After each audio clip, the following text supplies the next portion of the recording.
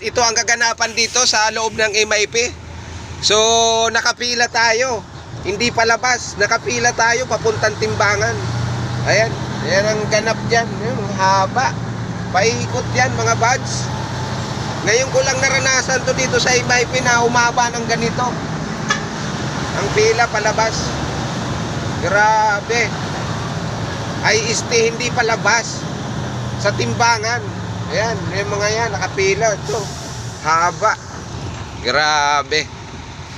Oh, nabago ang sitwasyon. Dati mahaba ang pila palabas. So ngayon, matindi. Timbangan naman. Papuntang timbangan. So hindi natin po pwedeng hindi ipatimbang to dahil repair ang pangarga ko mga buds. So kaya kailangan tiyatsaga muna tayo rito ang pila. So ang haba niyan. Maray pang mamurot na lang kitan lago nito doon kila Tito. O kaya kila doon sa Gidom. Mas maganda pa siguro. Pero kumpiyansa man sa sarili.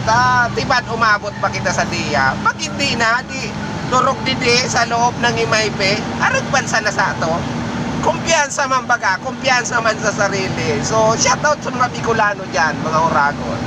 So, yun, balik tayo sa pila. Umakabanti naman siya, kaya lang grabe talaga. So, ayan, ang haba. Baka alas 3, baka pagpatimbang tayo nito. Kaya mabuti pa nito umuwi na lang tayo sa Bicol.